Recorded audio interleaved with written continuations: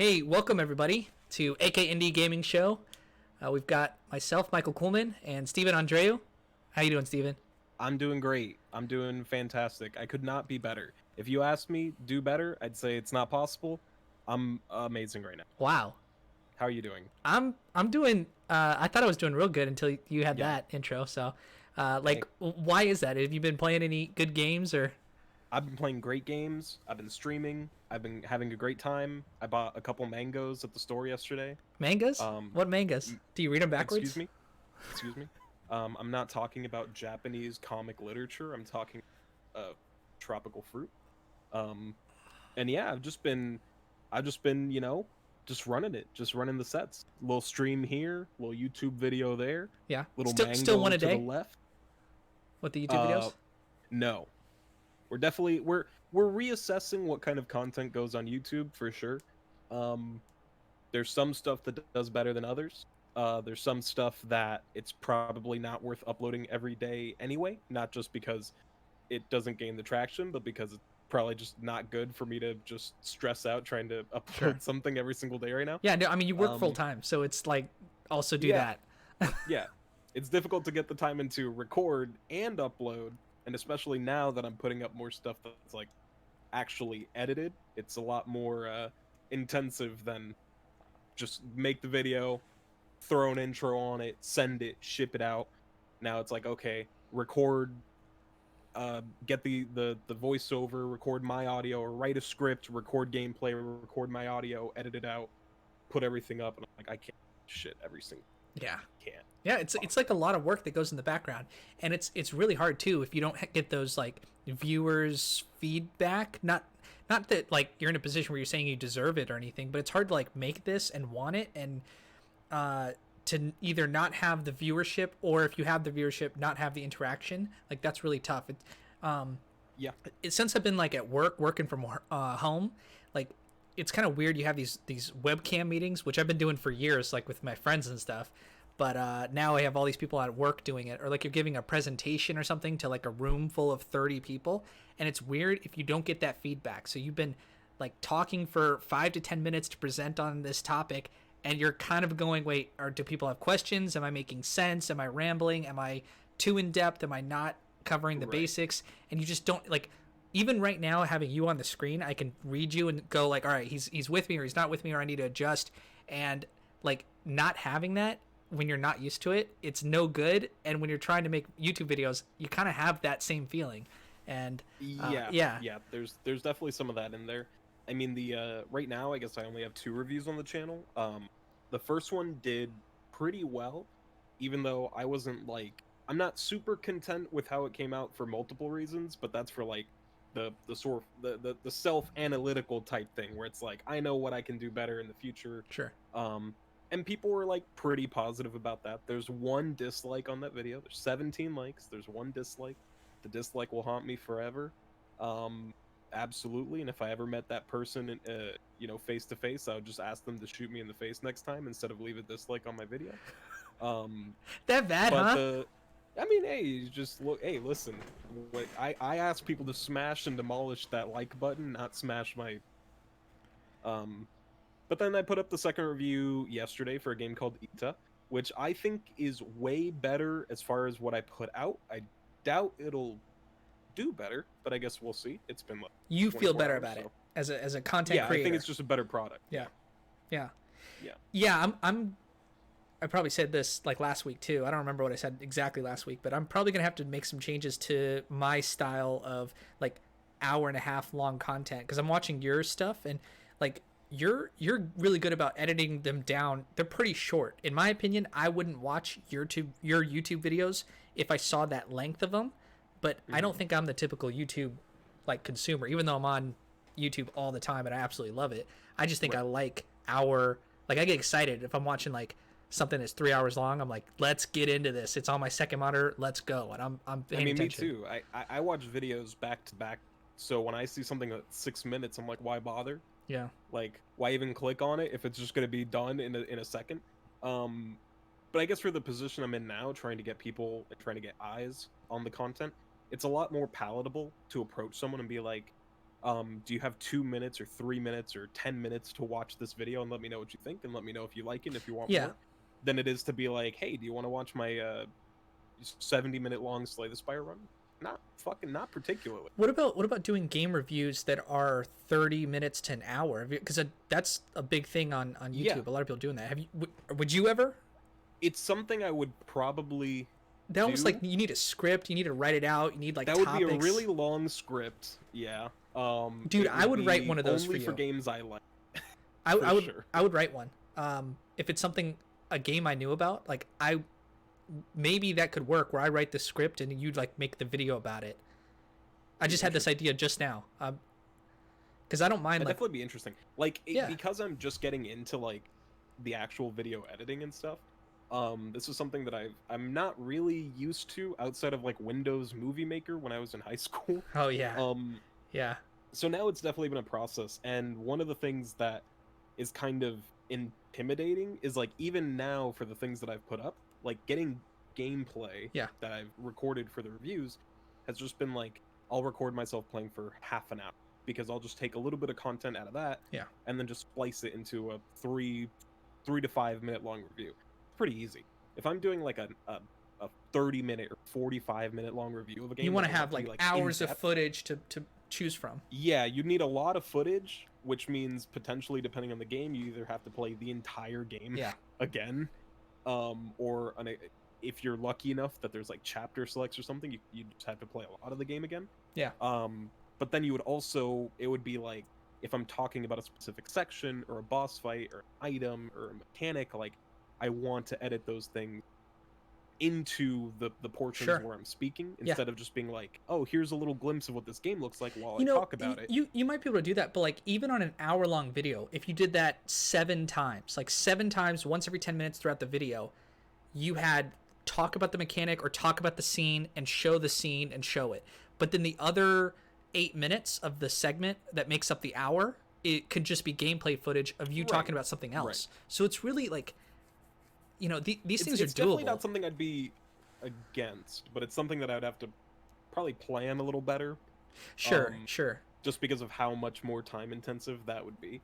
And that'd probably be like a multiple week project to do something like that Yeah. once The, a the, month. the issue maybe. with me is I'm always more of an ideas guy. Like I have 45 ideas that pop into my head at any given moment, and I have to execute on one of them. And that's the hard part for me is that like I have so many shows that I could be doing that I want to do, or just general topics I want to like. I want to talk about China and how they like in depth about how they've been covering up the coronavirus or not covering it up, and I want to base it on conversations that aren't before coronavirus, just in general how China operates, because I've read a couple books about China. We study about them for international business, how they operate, what a Chinese executive in a company, how much they have to report to the CCP or whatever, the Communist Party. Like Yeah. that's still going on. What was the history of it? What were the generations like? People that are businessmen in China in the 90s had more or less control with the Communist Party. That's an interesting topic before you even talk about coronavirus and the reason they let flights into Wuhan but not out of Wuhan. Or out of Wuhan it was fine even during the pandemic, but they wouldn't let people come into Wuhan. It's like, what are we doing? That's a whole topic that I have like bullet slides and research lists, and that's just one example. With all these video games we play, with all these movies we watch, like the problem is what exactly like sitting down executing on it.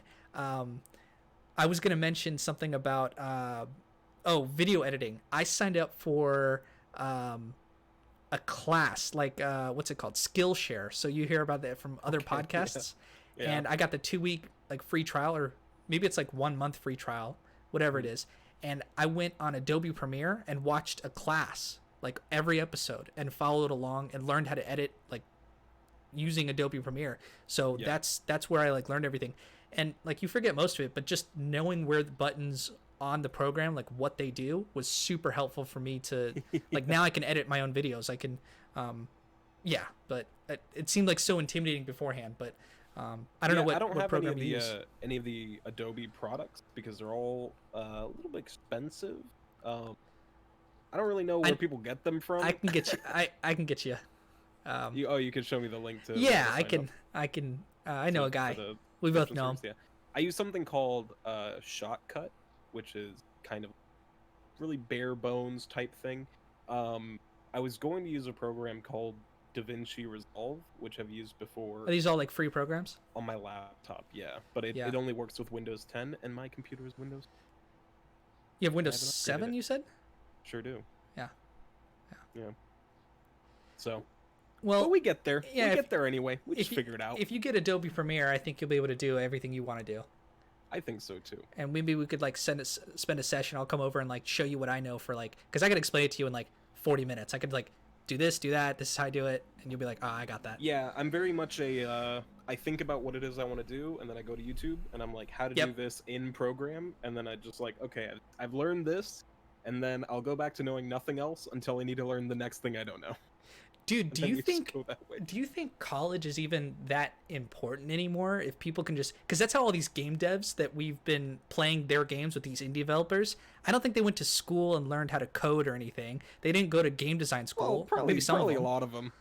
Well, but- sure, yeah, they have background in some, but they probably Yeah. are self-taught. The majority of them, I would imagine. I'm sure there's some degree of that, and I think part of that comes with like the. I mean, it's probably like music or filmmaking, right? Where it's like you can learn the technical aspects of how to use the programs and whatever, but you also have to like sit down and actually apply them to something.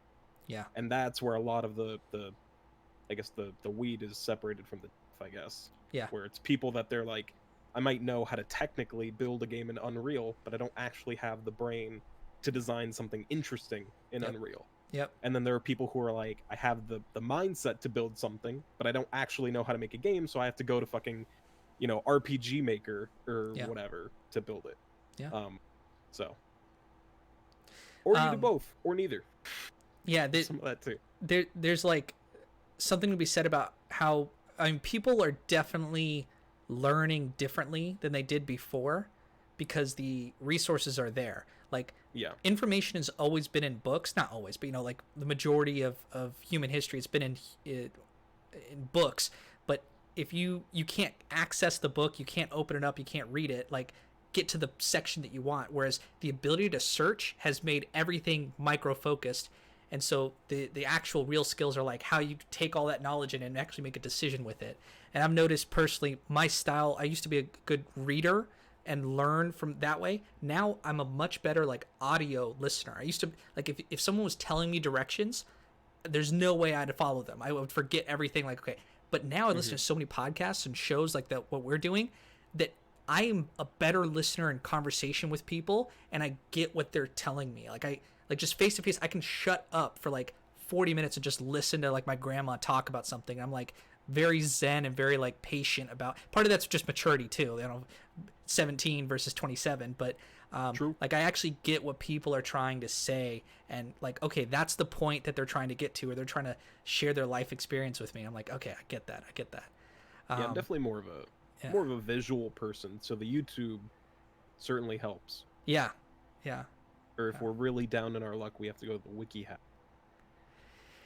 Which Videos are good, but I envision a future where there's going to be, they kind of have it now. If you type in like tips for dead cells, they'll show you a clip of a video and they'll fast forward to 55 seconds in where they start with tip number 1, and then you start watching from there. So I didn't click on the video. I didn't find the video. I didn't have to scroll and scrub to the time point. Google did that for me. It's going to be more so with when they pick up audio, like what we talked about in this one section of the video, an hour and a half in of a 3-hour long video, like they'll get people to that point instantaneously. We're kind of there now, but it's going to be so much better. And that's kind of the drawback of video, because I don't like listening to people intro and they talk about all this crap that I don't like care about. And people are better about it now, in general, but yeah. I mean, I think it just depends on what it is you're looking for, I mean, people listen to the Joe Rogan podcast, which is like 60% bullshitting a lot of the time. And that's a 3-hour long video. They listen to the entire thing. Yeah. Meanwhile, like, you might find a video if you're like, I mean, a great example for me, how to use XSplit VCam on OBS. And then I Google that, and the first video that comes up has like 800,000 views, but the person has 1,000 subscribers because no one actually wants to come back and watch their content because that person's just a fucking, I watched a tutorial and that's all I'm here for. Yeah. So it just depends. But there's definitely there's information out there where it's like this is just a tool that I'm using. This is literally just I control F on the internet for this specific thing I want to know. Um, and then if you're lucky, you're just the person that just talks shit for 3 hours, and people want to hear that too. Yeah, I like Joe Rogan though. Yeah, he's all right. Yeah, he's got an He's a ability guy. to he repeats himself a lot, which is not good. But he's got an ability to like most people like I've never seen. Like my girlfriend when she'll like, what are you listening to? And I'm like, oh, I was listening to this podcast. We started listening and he started talking about UFOs, and she was like, this is actually really fascinating. She doesn't know anything about them. She thinks I just listen to all these guys on podcasts, so they're all a blur to her. So she doesn't know that it's Joe Rogan, but she's heard his name or whatever. Like, but she was fascinated by the guest he had on, and the topic they were in at a random point in time. And I think there's something to be said about that. I think if you took one of my random videos with talking about movies, I don't think you'd be able to find consistent entertainment throughout all of it. Although I'd like to be Sure. at that point, but um, that's a special skill. That's just I don't know what that. It's the reason he's number one. Yeah, some people are just good about talking about anything. Yeah, and making it entertaining for sure. Yeah. Yeah. Um. Yeah. So let's see. I thought of like a couple things that we were going to talk about. I guess today what people are going to click on most likely is going to be Dead Cells, which was we planned on talking about it from last week, but you even told me like you've been playing tons of Slay the Spire, just had nothing to do with the fact that we did it last week. Just it's a good game and you want to Yeah. keep playing it. And Yeah, I I've just still myself, been playing a lot of Slay the Spire, and I just can't stop playing it. yeah, I haven't played any Slay the Spire since last week when I kind of played it for the prep. And then Dead Cells, I played it like a little bit because I tried to prep for this week. But honestly, dude, I don't think that's the game for me. And I want to like it, and I want to hear from you and from other people. Like my brother really likes it too. He's about to be 18. My brother Henry, he might like come on here or something one of these weeks and just Sure, talk with us that'd be about a bunch of indie games he's into or whatever. But yeah, I mean, a lot of people rave about it, and what's good about Dead Cells? What do you like about it? I think Dead Cells, it's kind of it's a real bread and butter type game.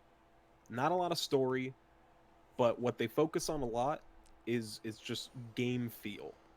I don't know if you've heard that phrase thrown around before. Yeah, yeah, the But vibes. definitely when you play a lot of games and a lot of really different games, and especially a lot of really different indie games, you pick up pretty easily on like games that like the jump is a little off, or maybe the attacks are a little weird. You're like, ooh, the range on this just isn't right, or the way that I wall jump just doesn't feel correct. And for me, like Dead Cells is, I mean, in some ways, it's kind of like we were talking about with Slay the Spire about how like really good design, you don't really notice it.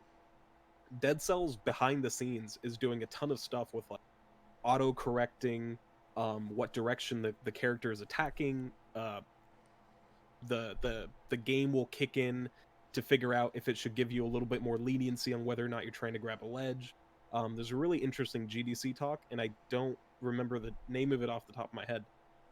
But the developers of Dead Cells were talking about what goes on like behind the scenes, and the game is actively running to try to figure out what the player is doing and make it a little bit easier to accomplish those. Really? Whether it's dodge rolling, yeah, and I don't know how they do it, but Yeah. they basically try to anticipate like, were you trying to reach this ledge? If you were gonna miss Give it it by to you. like a couple pixels, just hand it to him, yeah.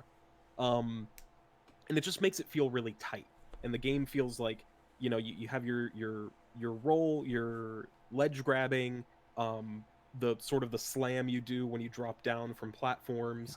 All of it just feels really, really solid. And if you can actually manage to get through a run and get some really good like synergies with the weapons, you Yeah. get a grenade that freezes enemies, a whip that does extra enemies to or damage to enemies that are frozen, a dagger that says if you hit a frozen enemy it has more crit. You just stack all those things up. It just feels good. Like just playing through the game, it's like all the best parts of the combat of games like I don't know, Castlevania Symphony of the Night or something like that, Yeah. without any of the exploration part. I which never isn't played those necessarily growing a up, like bonus or whatever. Castlevania or anything like that. Like I played platformers. Everyone did, but Yeah, I missed those, and like I even I like didn't play the Symphony Netflix either. series, Castlevania. Have you Hmm. seen that anime? Like, I watched the first season of it, which is 4 it's episodes. badass. It's so good. It's really good. Yeah. It's really, really good. I I'm didn't play Castlevania much growing up until I got a DS, and then I played a couple of the DS ones, sure. like Yeah. I think Aria of Sorrow or some shit. I don't remember what they're called, Yeah. but Portrait of Ruin is one I do remember. Yeah.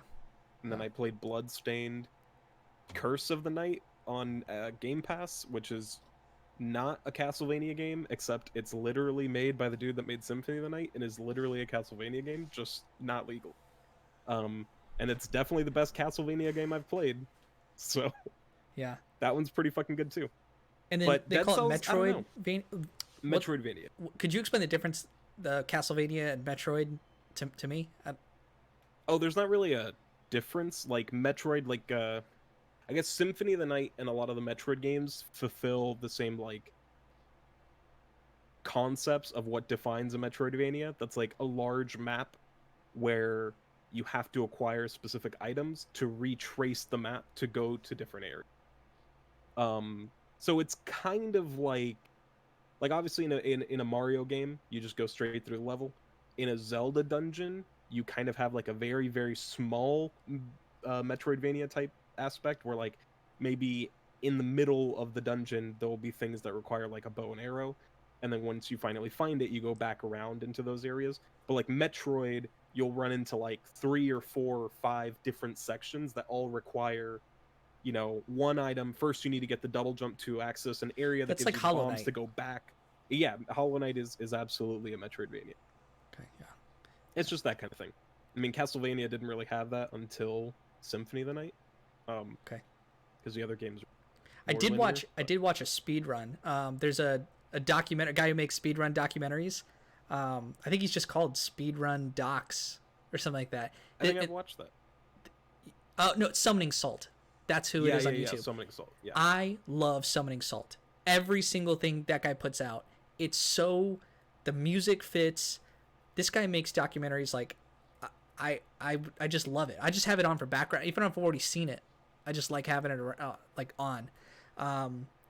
Yeah, so he talked about the speedrun of Castlevania. It was insane how min maxing people get, and like they sure do. for Super Mario, so I think it was Super Mario Bros. 2 or something, one of those games. Like this one level, like World 4-2, they did it in like you can only beat the record in terms of frames, like every 22 frames or something like that. So you can't beat the record at 4.34 seconds. You can only do 4.22 seconds. And so nobody's ever gotten to that other one, but then one guy did it one time and he recorded it, and then people have tried since, and it's just so intricate. Speedrunners, they're definitely a different breed. Yeah. They're Yeah. a different breed of person for sure. It's cool that gaming has like different communities have popped up. There's speedrunners, there's it used to be just like RPG shooters. There's so much more depth to it now. There's indie gamers, and even within indie game, there's all the things that we're talking about. I wonder if it's like too fractured. It seems like it's doing all right. It's because there's lots of crossover. It's probably fine. Yeah, it's probably fine. Yeah, yeah, I mean, who doesn't want more variety, yeah, yeah. There's like a It's always subreddit for good. everything. There's a You've group. got you've got your esports people, you've got your retro gamers, you've got your speedrunners, you've got your I guess rhythm game players. They're somewhere out there. I don't know where, but they're out there I don't like those games. wishing for the next Guitar Hero or playing DDR or something. Yeah, Allegedly they exist. I don't know any of them. yeah, But yeah. So with Dead Cells, like I didn't like how it seems like a cool concept. You kind of like are this piece of sludge that falls out of the ceiling, and you just crawl along the ground. There's not a whole lot of intro cutscenes, or they're not telling you what's going on. You pick up. There's a little bit of world building, like you'll stumble across a dead body and go, "Oh, yeah, that person's dead." It's like, okay, I don't know what this means. yeah, Or like a statue of a king or something, and the enemies are it's a difficult game at first. Like you die within the first, like you're gonna be dying a lot. Obviously, it's a die Dark a lot. Souls esque Yeah. game where I guess this is meant for gamers who think it's fun to start something and not be able to beat it until you try it 400 times. And that's, I know that's the whole premise of roguelike games, but you show up, you get your ass kicked by like the simple green guys that just jump from one platform across, and that teaches you that you have to roll, you have to dodge, or you have to anticipate when they have like a little exclamation point. Oh, this guy's about to jump towards me, so I better get out of the way. And you can pick up, they give you two options, a melee weapon or a shield, right? And then those choices, you can pick as well. Those choices do turn into, you can have a bow and arrow, and then they get more intricate as you pick up stuff. Right. So one of the things I got Whips, was kunai, grenades. Yeah, ability to freeze. And so you have two skills, and one of them can be taken up by the shield, which I never found a good use for in the 10 or 12 hours I played. Shield never seemed great. Never seemed great to me. I played Dead Cells from when it was in early access, and the shield has never been good. Yeah, and I understand the game's gone through like a lot of changes. So it sure has. Yeah. You talk about it being too difficult, or that it's very difficult, and it has always had some difficulty to it, but in the very, very early stages, there were combinations of items that were so obscenely powerful that they just had to change completely. And they eventually changed the entire entire the way run would that be impossible the items were. If you couldn't do it, and then if you got these items, it was like easy. Was it like it was like challenging if you got to the point where you had the items unlocked, because that is also part of Dead Cells. Is technically the game gets easier over time until you hit a barrier, and then you break through that barrier, and the game continues to be easier until you hit another barrier. Because like the first area of the game might be really challenging, and then you start unlocking an extra healing item that you can hold on to by accumulating the dead cells as you go run to run, and returning those into the shop to unlock new items. So you get, I can hold more gold, I can hold more potions, and then all of a sudden that first clear with enough items unlocked, with enough different skills that you can get because you them, you're like, this is pretty easy. And then you just get completely fucking smacked in the face by the second area. And then in the second area, you grind through, you get more cells, you unlock more items, you work through that. So the game used to be like, you just kind of go through the paces, unless you would find like just some combinations of items that the stats or whatever kind of synergies were going on were just totally out of whack. Just super overpowered, and you just clear the entire game. It's all but the traps, easily. Bro. The purple traps are pretty good. Like the traps, you just set them up and they do all the work for you. Pretty good. The turrets. Yeah, those are insane. Turrets are pretty good. Yeah. They're actually like, okay, so the big wall that I had to overcome was the first boss. So you go through like 3. That kicked my ass every time. I was like, okay, what? Because I feel like I can get through the beginning stages. That was pretty easy, but it's like you have to grind a little bit to get enough stuff. You have to get a certain level of gear if you want any chance against the final boss. And so I found that if I found 2 things of traps and kept getting the upgrades for the purple, you get purple, green, or red. I always get the purple ones for tactical, and just set those up against the final boss and just work on dodging. Not the final boss, the first boss. That's the only time I can get a win. I couldn't get it through trying like upgrading my melee weapon. But if I got better at dodging his shots, that'd be easier. But like enemies will go invincible, and there's just nothing you can do. Like you can't kill them at that point, and you've got to figure out different ways, which I appreciate that aspect of the game. It's not just like Dark Souls where you have to learn how to dodge and you have to be very precise. There's a lot more like you can do almost anything with this game, but there are constraints on the enemy types. Like you can't just whack at this one guy because he's got a shield. He'll never, or the guy with the 2 blades.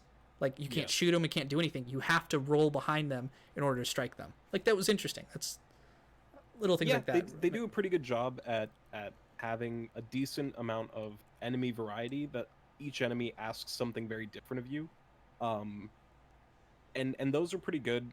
I mean, including like the scarecrows that literally make groups of enemies completely invincible, because that's always interesting. When you walk in, there's 6 enemies, but you can't actually fight them because you have to destroy the scarecrow. There's a scarecrow hidden away that sends out this energy that makes people invincible, so you you have to dodge them to get up to the scarecrow, hit that thing while dodging all the stuff around. Then you have to go back and defeat the enemies, the 5 or 6 enemies around, Right. and that's when you get all the cells that you need to upgrade. So yeah, that's kind of I think, interesting. ironically, as difficult as Dead Cells is, I think one of the appeals of it is that it really gives you like the power fantasy of just feeling really OP in a game without actually making you OP. Hmm. Because that's always a really difficult Yeah. balance to strike, right? Like people think they want a game where they can just fly around and shoot flaming axes, 3,000 of them every second, and they're completely invincible. They can tank any attack.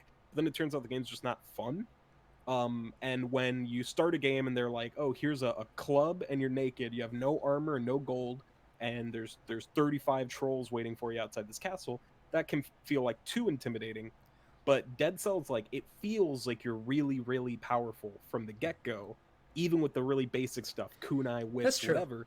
But the game never actually makes you so powerful that you can just stop trying. And the But it reason lets you why feel powerful. the reason why is because they give you all these badass things that you're killing, you're slaying mobs.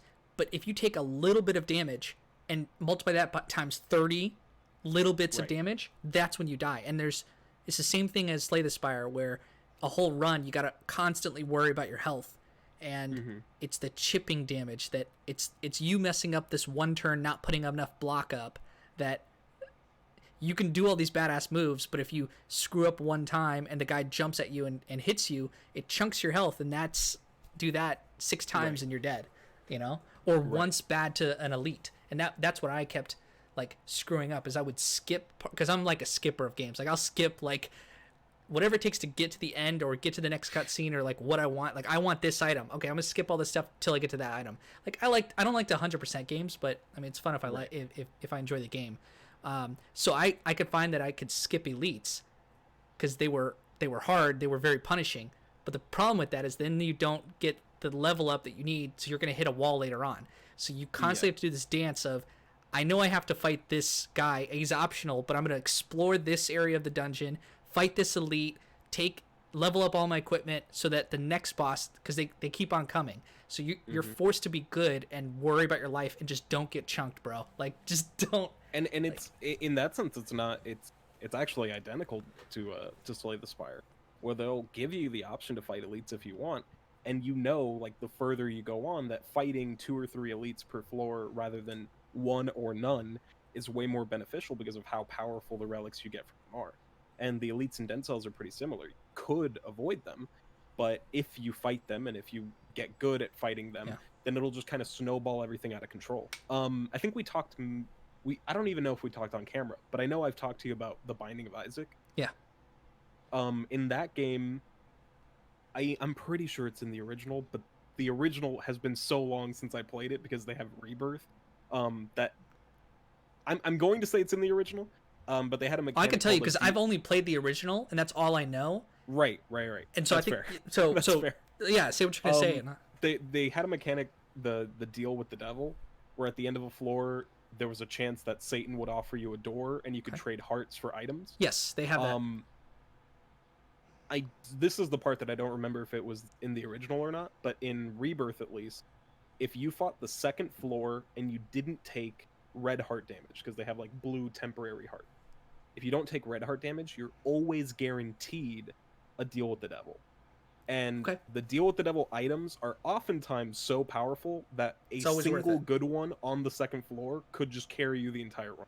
Okay. But you have to be good enough to not get damaged on that second floor. Yeah. And a lot of these like kinds of things where it's like, oh, well, I kind of want to skip the elite, and it's easy, but you end up getting to stuff that's difficult faster, but way underpowered. You'll never actually push through it.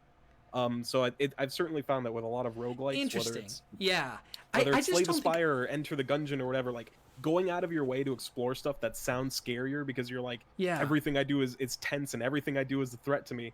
Like making sure that you accumulate more gold, more items, more relics, whatever the fuck you're doing, whatever game it is. Yeah. Like that gives you the power to actually fight those things than if you get to them faster, but you're just not kitted to actually.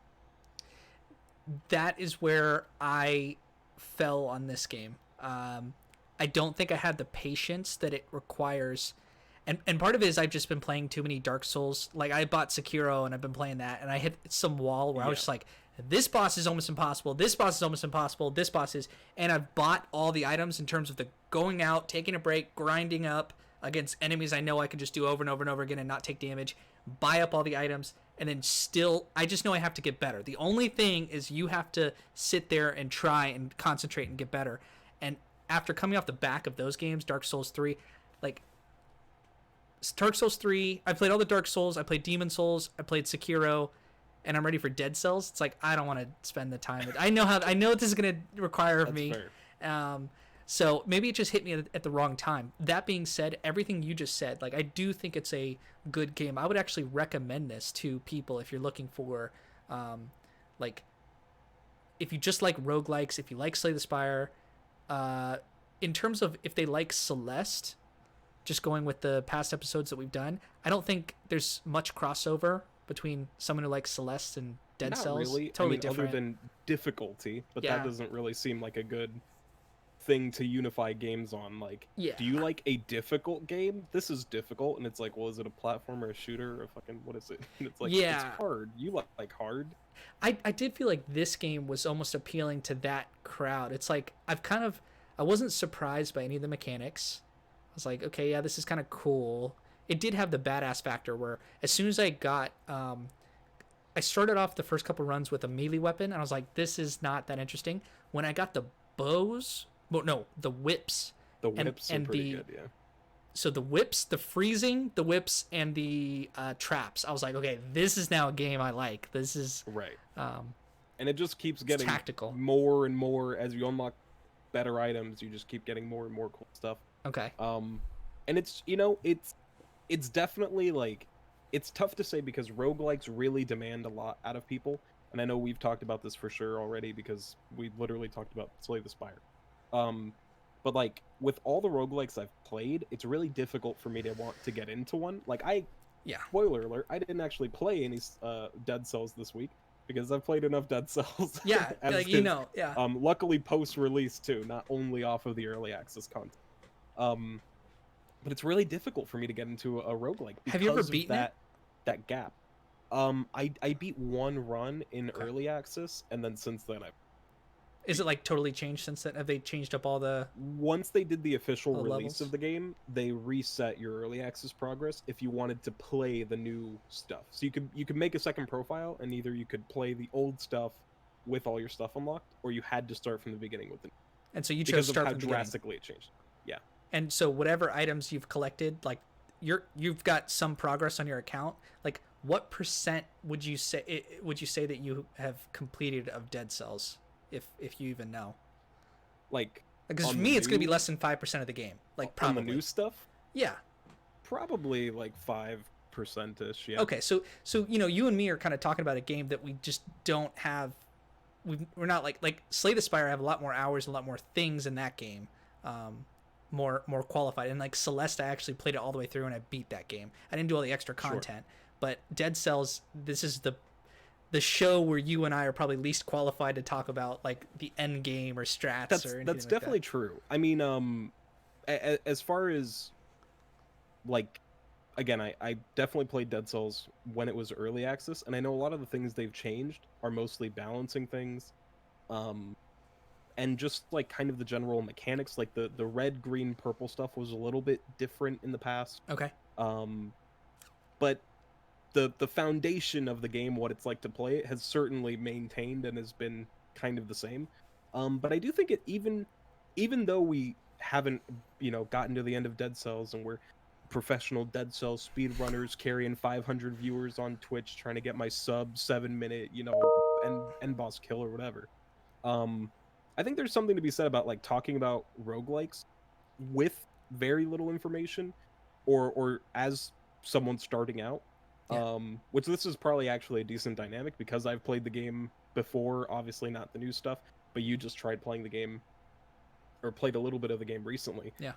Because roguelikes kind of have this is the process. If you're a person that wants to get into Enter the Gungeon, and someone's like, listen, you have to understand that you are going to play this game for 15 hours before you beat the end of it that's not actually the end of it, because the real end comes when you beat this other secret boss, and then you have to do that with every character to get items that then get you the real secret boss. And that's not even for that game, that's not even a fucking joke. Yeah. And it's difficult because if there are Wouldn't that people who turn most want to people see the off? game to the I think so, but I guess Yeah. I think it depends on what you want to get out of it. Yeah. Like there are probably people that enjoy playing something like Dead Cells or Slay the Spire, and they might be like, I'm never actually going to get to the end of this game, and that's okay because I Yeah. just like playing it. If I die, I die, and that's it. And because roguelikes are how they are, and it has that permadeath system, you never feel like committed to what you're doing. So it's Yeah. kind of like sitting down and, like, I think we talked about it last week, like playing like galactic pinball. You're like, I could just sit down and play Slay the Spire. If I die, I die. Like, who cares? So Doesn't it's actually weird, matter. but why did me as a gamer, I like all these games, I like indie games, why did I get so connected to Slay the Spire? Like, Slay the Spire is going to be a game that I just log into and just play probably once a month, probably more often, just for the next year or two. Like, just probably. That's just me. I'm just looking at my past behavior, and that's probably Dead Cells is like every time I tried to do it, it didn't have that same catch. So what is it that drew me into Slay the Spire, and what is it that didn't draw me into Dead Cells? Because it's the same idea, the same concept. If I wanted to guess, and this might be a baseless guess, so you know, just correct me if I'm wrong, but I would say it's probably because Slay the Spire is a little bit more, what's the word? A little bit more like cerebral. Like, Slay the Spire doesn't ask of mechanical input out of it. It asks for you to learn the game. That's very easy to do, because the more you play it and the better you get at it, the more it's easy to look at what's going on and look at your hand and look at the enemies and learn the patterns and learns what's on what floor.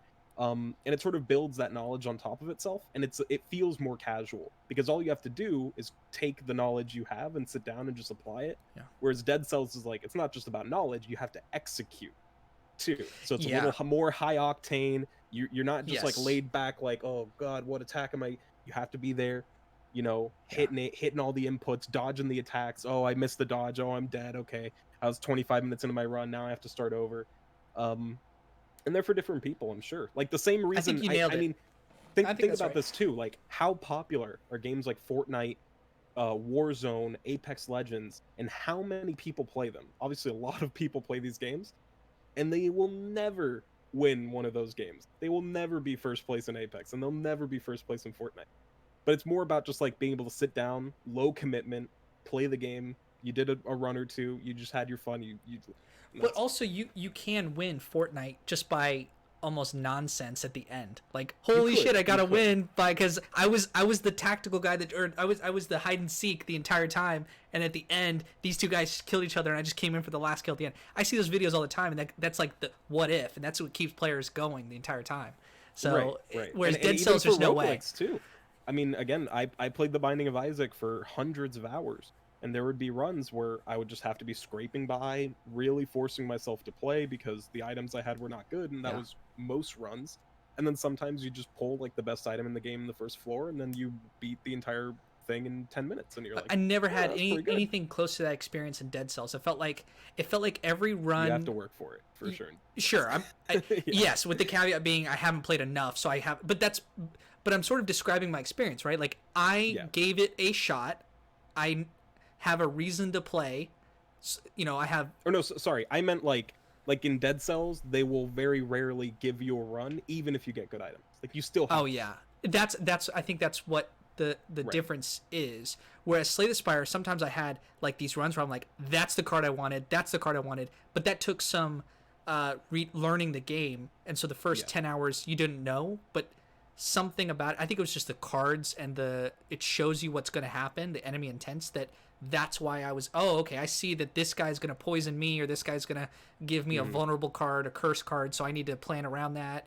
And then you start seeing pattern recognition, and okay, good, I needed that card, that's going to be excellent for my deck, and I'm checking my deck, and I'm like, feel really good about it. Whereas Dead Cells, it's like, I'm taking almost whatever they give me, and whatever's offered, unless it does a little bit more damage just by based on the numbers, I'm not going to take it, or I am going to take it. And even when I do take it, it's sometimes very different gameplay, which is what I liked about it. The tactical, like setting a trap or freezing them or something, and that was different. But it wasn't different enough. Like, it felt like I could have taken any item given to me, and I'm still running through, dodging, spamming attacks, and that's just how this. And the next run's going to be the same. The next run's going to be the same, and it didn't capture me in like, wow, this run is so different because I got this item that. It's sort of the same thing with Binding of Isaac too. I just felt like no matter what item I got, and that was the first game, it was the same gameplay. That one, Isaac 1 is fun, but definitely has a lot less replayability because, listen, I played a lot of Isaac 1, and you can only win with becoming Guppy so many times. I don't know if you ever became Guppy in that game. There's like a handful of Guppy items, which are like the name of his dead cat, and there's like Guppy's head and cat's paw or whatever. And if you collect 3 of them, you become Guppy, and then every time you hit an enemy with a tear, you produce a fly that then also attacks them, and every fly is like 1.5 tear times damage. And if you ever do that and you have like a really high fire rate, you just win the entire game. Yeah. But that game had like 150 or 60 items, and the new Isaac has like 800. So yeah, and you've told me that consistently, that if you still like, if you want to spend $15 and get give it another chance, that's the game to get. Afterbirth, get Isaac. That's the DLC to the second game, right? It's Binding of Isaac 2, and then there's Afterbirth. Do I have that correct? There's Binding of Isaac Rebirth, and then the DLC is the Afterbirth Plus is the new. I guess it's years old now. Yeah, and so if you get all that, that's the way to experience that game, which I might do in the future. But yeah, so with Dead Cells though, I guess it definitely appeals to other people. What took on, not to derail, we can always go back to talking about Dead Cells, but I kind of sense that we're kind of getting to the end of that one. What took my attention was Metal Gear Solid 5.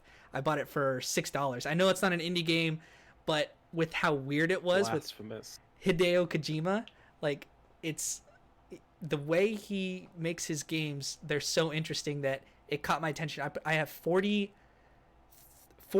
hours, and not much of it was like letting the game run while I went off and did something. Like, so I probably have 30 like sitting down intense like playing hours, and I'm 11% done with that game, and I am addicted. I'm gonna put another 30 to 40 hours of gameplay into that this week too. Yep.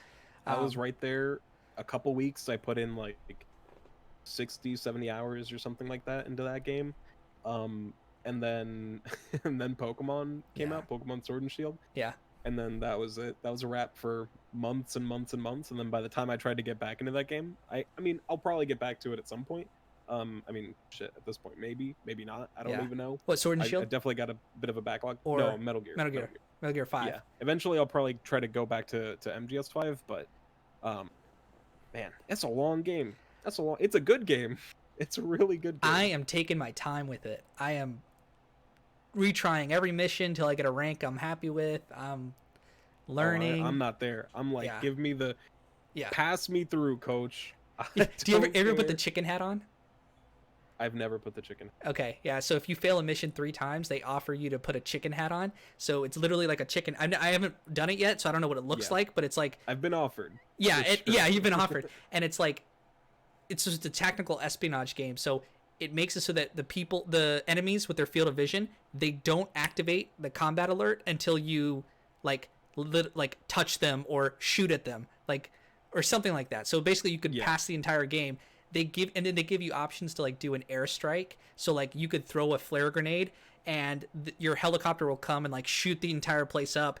But then you can't get a rank A or below is the only one they'll give you. So you can never get a rank S, which makes sense. So it's like you can beat this game and just go through if you just want. He wants you to experience the entire story of the gameplay if you want to, and don't let difficulty be a downside. And coming off of the back of Sekiro and Dead Cells, I was like, this is nice that I have the option. I'm not going to take the option because I want to play through it, but I know in the back of my mind, if I just wanted to push through this game on the easy mode, I could. And that's just not the option offered for Dead Cells. No matter of lowering the difficulty will get me through to the final boss. And another thing though is that with Metal Gear Solid, it gets me, like, I watch this game for the cutscenes and for the story. And same with Celeste, is that it got me through in that same way, and that I was pulled through by something. I wanted to see what happened to our character at the end of Celeste. I wanted to experience more cinematic, more music, more her next interaction with Theo, That was his name, right? Theo. Yeah. And like I liked that. I liked the character, and with games like Dead Cells, I just didn't have it. There was no reason to play other than my own personal scoreboard, and I'm not gonna compare my score with the online. That's just crazy. They're insane over there. The worldwide I player mean, look, base. not to put you on the spot, but we did talk about Dead or Slay the Spire last week, Yeah, and that is not a game with story. I know. That's what I'm still figuring out. I think you've nailed some of the aspects that I like. But first of all, Slay the Spire just has cards and just has It does tactical. have cards. It is a card game. Yeah, and it's I think we are both familiar with a card game. yeah. We've played a card game or two in our Played one. time. Yeah. And also just even outside of like Magic the Gathering or Yu-Gi-Oh or stuff like that we both played. Deck building card games like Dominion that I described, like there's something cool about building your own deck and testing it against an engine, like the PvE, the player versus environment aspect, that see if it works or not. But other than that, I've been really enjoying this other game, Metal Gear, that I can. It's like a movie. It's like a TV show. I want to see the next episode, so I'll push through the Metal missions. Gear is truly, and this is like, man, talk about not qualified to say this because I have not beat the game either. But Metal Gear is like really genuinely like a masterpiece Yes. of game design. He wanted to Like, be it a movie really director. is. But because I he's mean, from yeah. Japan, he couldn't get into the movie industry. He said, "I'm going to write my own game, my own like movies, using gameplay, video games as a medium." And this dude, it just proves that like I always wanted to write a book one day, and as I'm realizing it, I'm like, I'm not the person that I could say all day I want to write a book, but I can't sit down and write and develop world building and stories and characters. But I know that I am a communicator and I like to share my ideas, and I think that's what about writing that I like, is that I can read into authors' minds. So what I've been doing is listening to podcasts with authors on them talking about the writing process. That I like listening, I like talking, I like making video content. It's still creative. And so however that thing strikes you and you want to develop it, that's what Hideo Kojima did for like Death Stranding and the other games. He has a cinematographic, like, I want this actor to play and I want it to look this way. I want the items to feel a certain way. And because he put all those in, he's created this works of art such that he has like a story where every game is like, it's a whole timeline, and choose one point in the timeline and we're going to write a ton of material for that game, and it's going to unlock different parts. Like this is the last game in the series, and it takes place before Metal Gear Solid 1. Like you have Metal Gear Solid 1, 2, 3 is a prequel, 4 is the end, like it takes place years in the future, and then Metal Gear Solid 5 is a prequel to the first game. It's like, but it takes place after the third game. It's insane that you could choose this, and it's all interesting. It all works. I mean, the fact that Love it. almost like you're playing in Metal Gear Solid 5 as a character to make sense of the end of the NES Metal Gear Solid game, where they like kill Big Boss, but they're like, that was a doppelganger. And the whole time you're like, what doppelganger? And then in that MGS5 It makes you no play sense at as the time. the Big Boss, the Real I guess they guy, call him yeah. Venom Snake, yeah, but you're just some rando that got surgery to look like Big Boss or something, and then you act as Big Boss for the rest of your life, and everyone thinks you just are him. It's pretty wild. It's definitely a wild one. They took lines of dialogue from Metal Gear Solid 1 and 2 that were offshoots that he just thought were cool ideas, and he's made entire missions and backstories in future games in 2015 off of lines of dialogue from the, like, just throwaway comments. He probably, either a writer or him, he wrote, but they didn't have a backstory, and he's making it all work. And just See, I would go so far as to say that even if you skipped every cutscene, MGS5 is still just genuinely one of the best games on a next-gen console. I would get tired of it, I'll tell you that, because it's a sneaking game, so it's like, it's basically go to like scout out intelligence. Like I love how mission based it is. They drop you off, you choose your equipment, you get deployed, you have to walk or run or ride a horse to your place. You have to go in and see the intelligence, or grab a file or rescue a hostage or something. You have to mark every enemy that you can see, and that's physically you with the binoculars. Then you have to sneak past the guards. If there's a problematic guard, you can like kill him or take or learn some information, and then you go in and grab the intelligence or complete the mission. And if this was Splinter Cell, it'd be mission complete. You're done. No, you have to extract yourself out of this situation, which I love. It's like you have to sneak in, do what you got to do, sneak back out, and you get rewarded if you don't kill people, or if you don't get alerted, or if you don't fire your gun, or if you don't even look through the aiming. It's like that is there's levels to this. And if it was just that, that's kind of repetitive. And I've found that it's not that hard once you figure out the engine. Like, okay, the field of view for a typical guy is about this, and if I sneak past him or if I wait till nighttime, but it's the cutscenes that keep me going. But the gameplay is fun, but it's not every time. I think it has just some of the best, like, this is like a gaming buzzword, but like, it's a lot of emergent gameplay. Okay. It's just some of the best emergent gameplay. Like, so I guess the phrase is used most commonly with like when a world, and I'm probably butchering the exact like definition of the way it's used, but I'll get the point across, I suppose. Yeah. If you play something like whatever, insert random game like Metroid, they're gonna be like, well, the enemies are set up to do this. This is their pattern. These are your items, and these are the ways that you are going or basically have to accomplish. But in games like Metal Gear Solid 5 or like Breath of the Wild, it's a really great example, or even like a Red Dead Redemption 2. I think like Breath of the Wild is one of the best video games in the past. Right. But yeah. The worlds are designed to kind of be like a system. Like even Breath of the Wild is literally like described to have like a periodic table where they're just like, these are things that interact with each other in specific. And so the game's not scripted to make certain things happen. It's an engine. Instead, it's a playground. It gives you the ability, right? Yeah. And so in like MGS 5, like you could go into an area and just be like, I'm gonna crouch and I'm gonna sneak walk around the buildings in the back, and then I'm gonna get the guy I need and I'm gonna go. Or you could call in a helicopter that just plays like Limp Bizkit at like 5 million decibels, and every enemy is like completely just their eardrums exploded. Or you can like take out like a satellite thing, and then the enemies can't use the radio and they start sneaking, and eventually, I don't know how far you are in the game, but eventually like the enemies adapt to the things you do most commonly. So if you get a lot of headshots, they'll wear helmets. If you like going in, they're totally doing that. Night vision goggles. That's badass. Yeah, and they'll keep doing that, but you'll keep getting more and more tools. So you get like you're saying, the inflatable decoys. You can get posters that you can stick onto like buildings or onto cardboard boxes.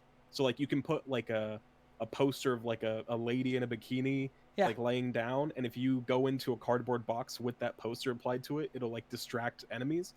Or you can put like a captain, like a captain saluting on the box, and then if a soldier sees you, they'll like salute you and turn around and walk away.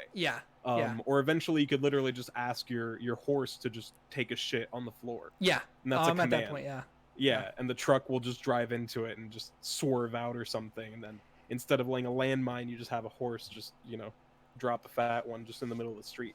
And all that stuff is up to the player to decide, like, what is it you like. We're telling you what to do, but what you're going to do and the results of every single action you make, that's just up to the game to figure it out with the systems we've designed. It's like you're a little kid. So interesting. In a you ever been to like they used to have this place in Chattanooga that was Tennessee. It was like a creative discovery museum, and so like like these like they have like a set of water things, and you adjust and you can just put whatever you want, and it's running an experiment in real time. Or they have it with light, or they have it with like a wave generation that they do waves, or magnets that if you set up magnets a certain way, this is how the ball drops from point A to point B. It's a game. It's you interacting with the game engine to see and it's very tongue in cheek too. So like if you do the same thing to an enemy, like I don't have a good example of this, but like I guess the horse shitting is like one of those where it's clearly a joke. It's just absurd. Oh, what's kind of fun is the Fulton extraction. So you can you knock someone out, and then you can attach a balloon, and it zips them up, and the radios will they'll tell you like, hey, why'd you send this guy? Like, this guy's useless to us, or hey, you sent us a dead body. Don't do that. It's a waste. and then other people around will kind of see it and go, "What is that? A weather balloon?" And it's Yeah, very they're it joking sure gets with fun you. too. Eventually, you can just extract entire vehicles. Yeah, I And just got that. eventually your extraction becomes literally like a portal instead of a balloon. Yeah. So you could just be inside of a building and just use your extract and just Oh opens like wow. a fucking hell portal on the ceiling and they just get sucked in. Yeah. It gets Yeah. pretty wild, but they just give you so much to work with, and everything has like something it does. And I think that's one of the magic, one of the secret sauces of games like Breath of the Wild and MGS5. Um, is just everything you think should work kind of Kind of works does that way. work. Yeah.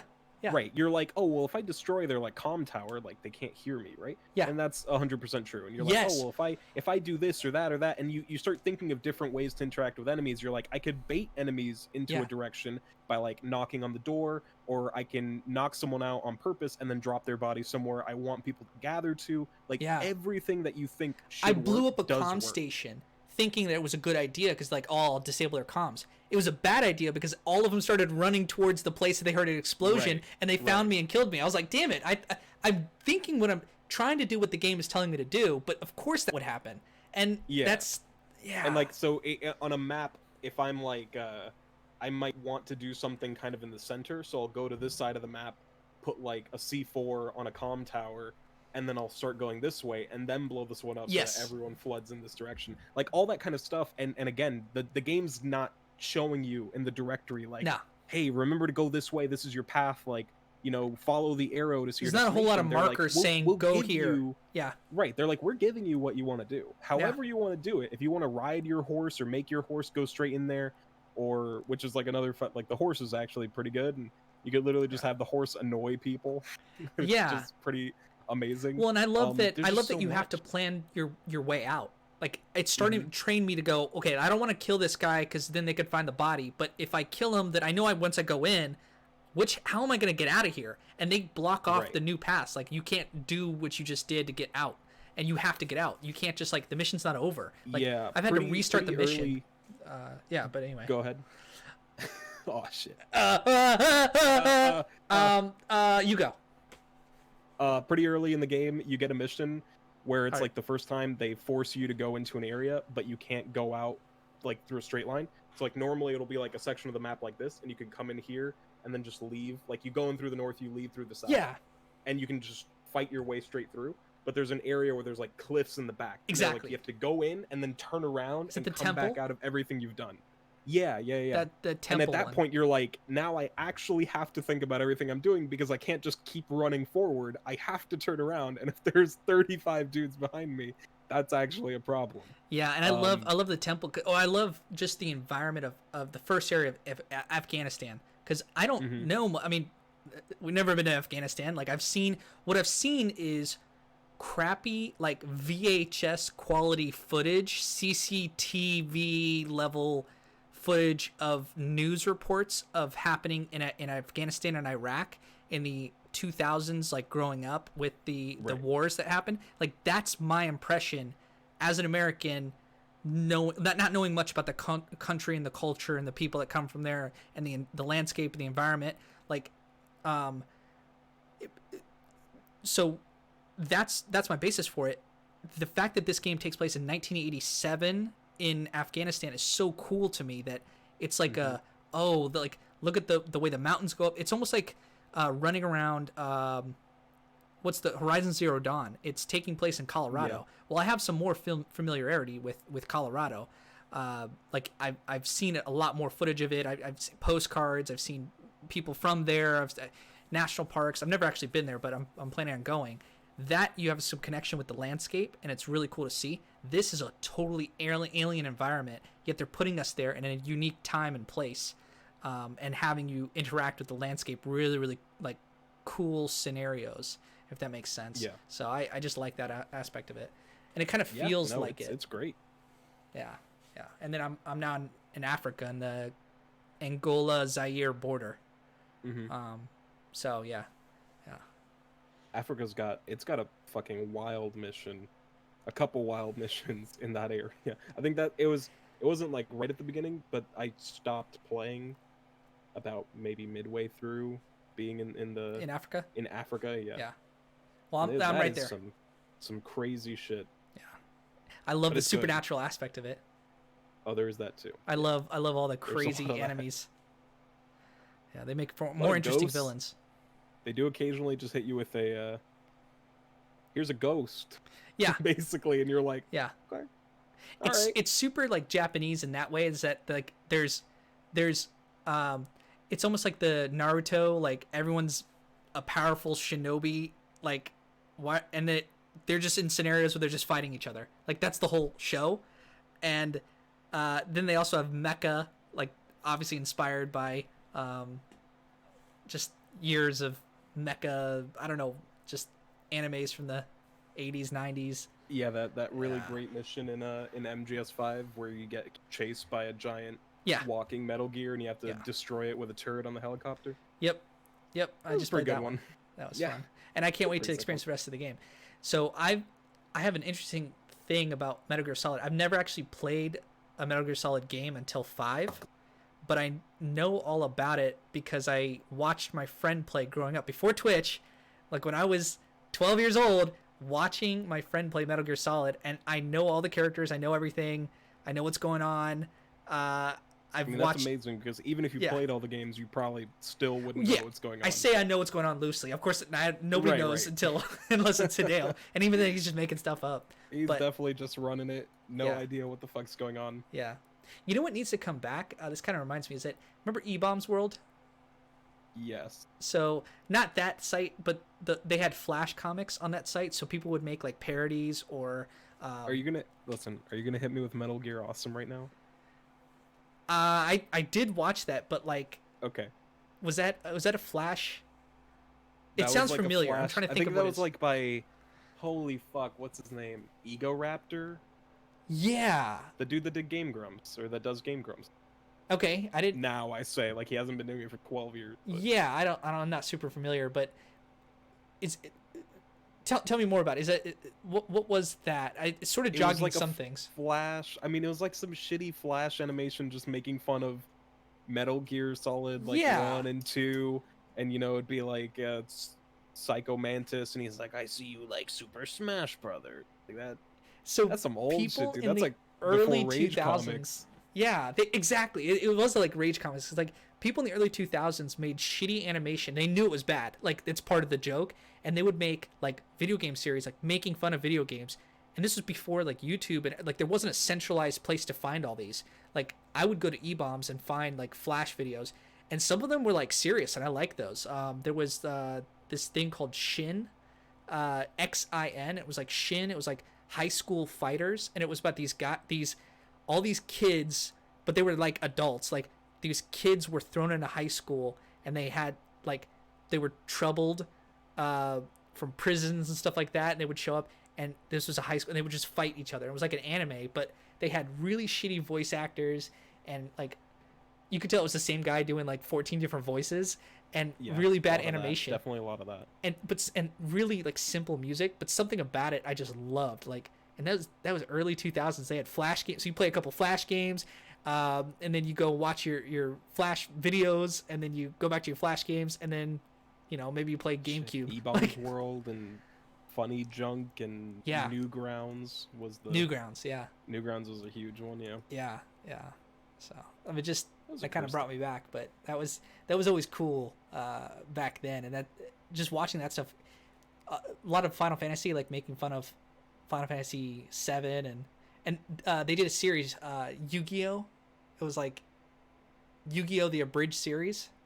Did you ever see that? Oh God, yeah, I have. That's- yes, that's I've funny. Seen that. I don't know if it's funny anymore. It's really weird, I'm gonna be honest, and I don't mean to shame anybody, whether you're, a viewer or if I just accidentally come after you by mistake right now.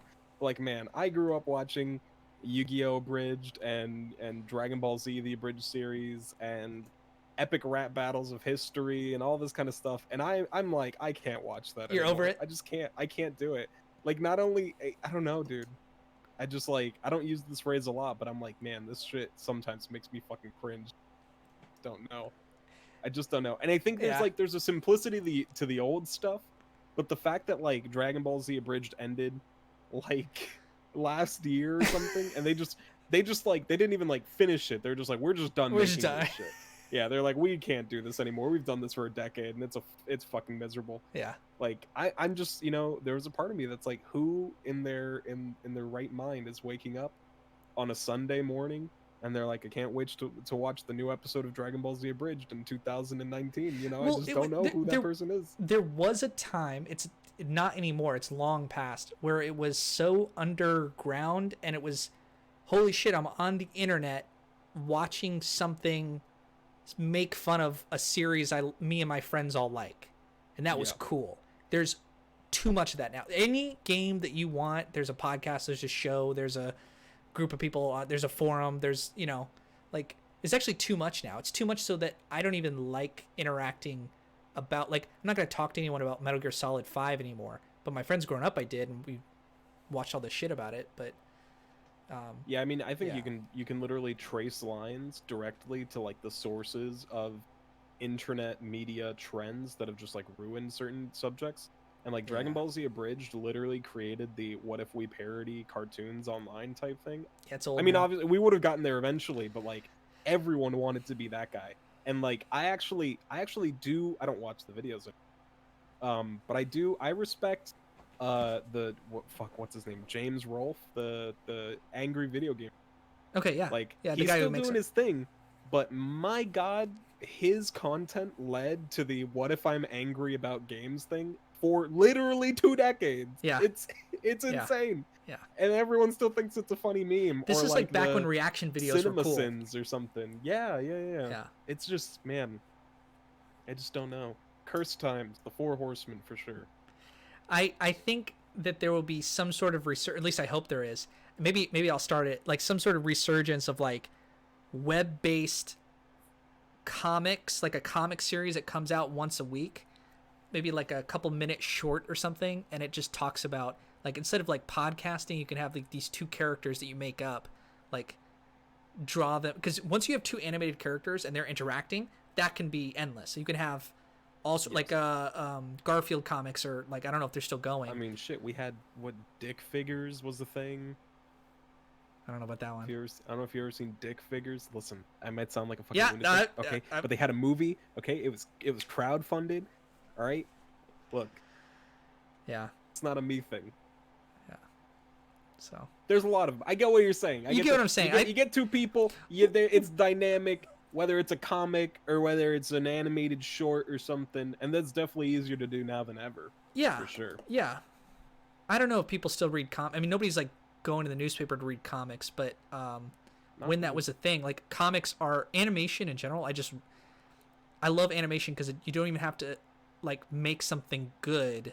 You can just, like, it doesn't have to look good. It's how it interacts from there. Like, you can have the most simple. The Simpsons is very easy to draw, but it's what they're doing that makes that show. It's the writing, really. But yeah, it's the same thing with indie gaming. It's almost like the engine that they make. If you have, like, Celeste there's like a couple cool mechanics they threw in a game and everyone loves it, and it's pretty simplified. So yeah. Cursed. It's all cursed.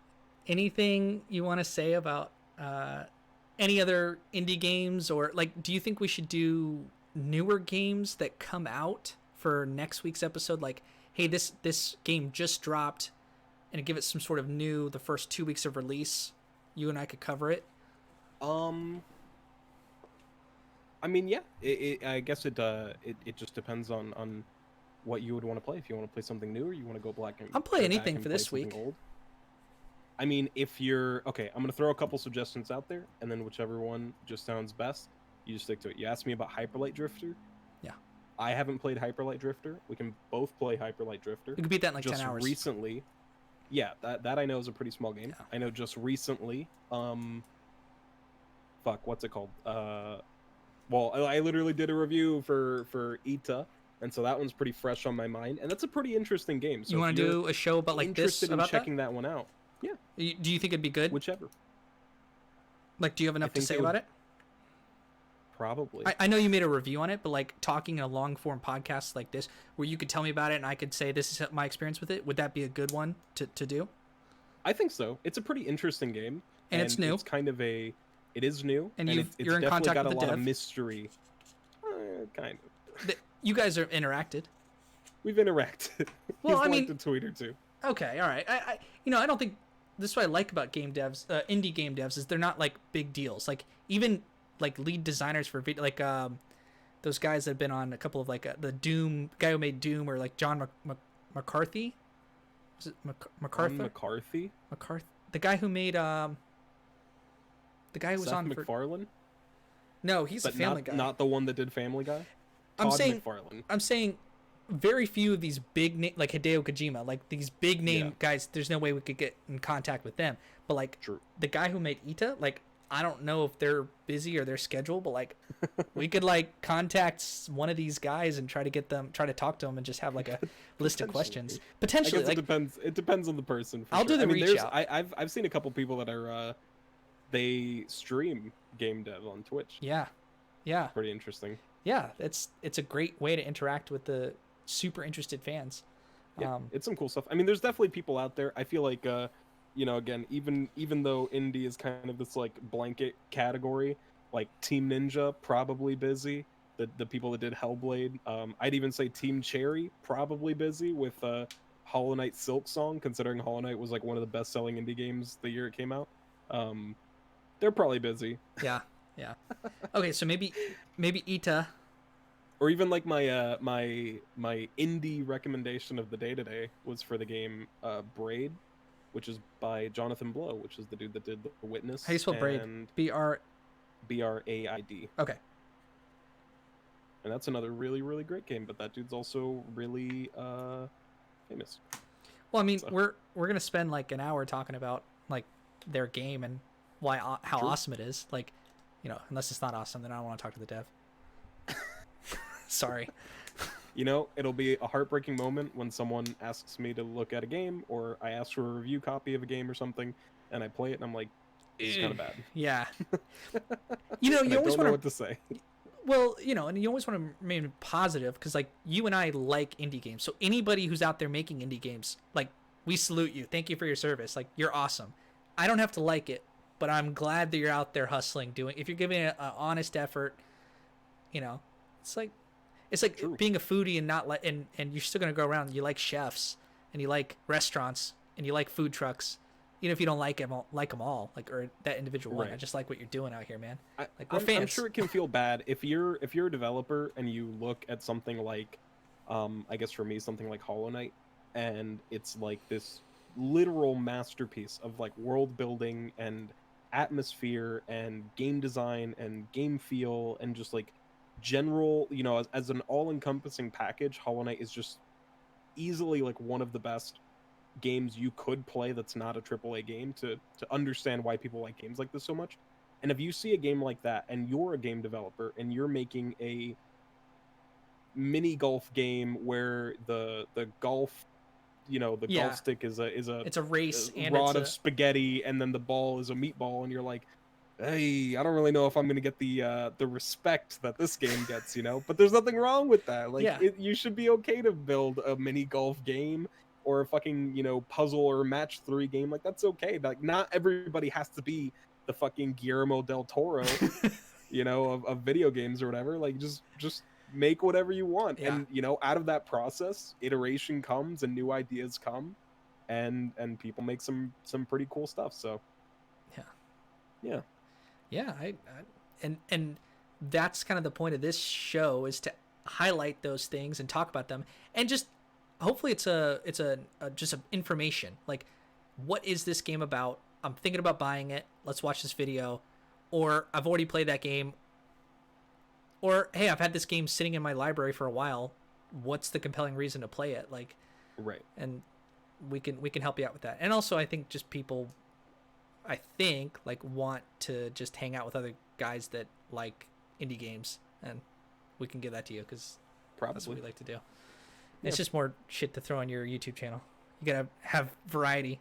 Got your short things, got your little variety. Yeah. Hey, don't bother me none. That's just another thumbnail. Yeah. Well, I would do this off camera for free. Like, it's just fun just to talk to you about like games and stuff. But when you throw like a mic on and throw a video on it, it's like, it just changes the dynamic. Like, You're more like, I found myself kind of like struggling for things to talk about like before in the pre-show, and then we turn the mic on. It's like, hey, I got this to say, and it's like, it I like that part about it. So it's fun to create and fun to produce.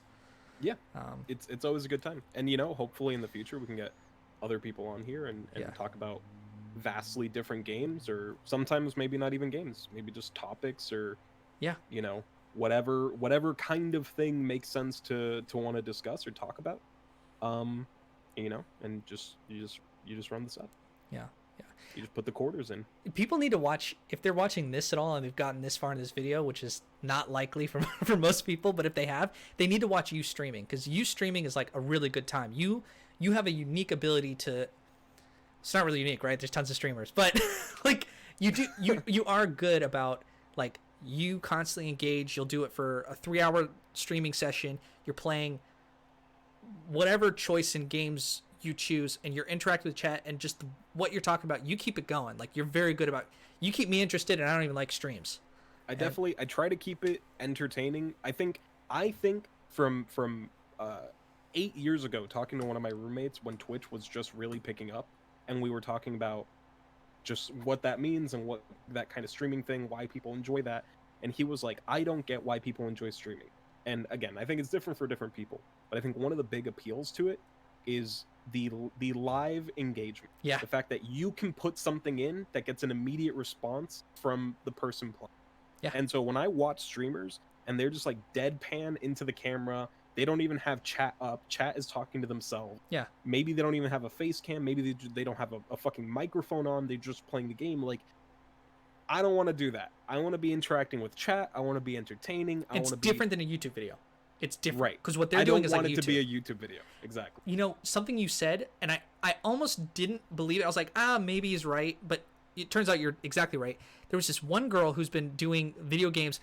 It's just her in a dark room, like playing a video game, commenting on what she's doing. And she records like 30 minutes at a time. The entire video, it's 20 parts.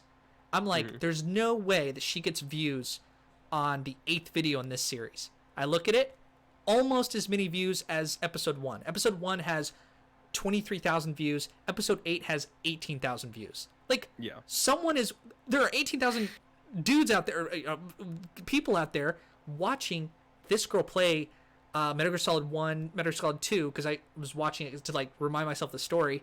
I watched my friend play growing up. He was older than us, and he would always play these games because they were too difficult for us as we were kids, which was like Twitch before Twitch, just watching your friends play.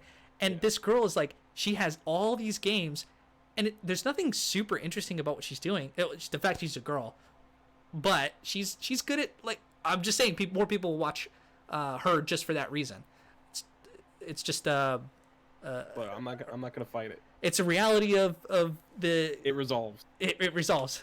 It resolves. So and you said something to me the other week or a couple weeks ago, and you were like, dude, YouTube, people will watch you do anything. Just doesn't matter, long, short, doesn't matter. Just do it, put it out there, and this is evidence of that. And she has hundreds of games. She's been doing this for years. I'm like, what dedication? Good for her. Like, she's definitely the dedication is the hard part for sure. It's just actually doing it. Sometimes even when it doesn't work, and it's okay to like change stuff up, and think about what kind of stuff you like doing the most. Like I was telling you earlier, I'm probably going to be doing that now. I'm like, hey, if I'm already streaming on Twitch, I should be putting my not streaming time into editing and recording different kind of content than just playing something that I could be streaming instead. Yeah, probably okay. But yeah, it's just about figuring it out, and then if depending on what you got, some people want the entirety of a playthrough without any commentary. Some people want someone to give a 3-hour long review of a game. Some people want a 2-minute overview of a game that doesn't actually talk about the story at all.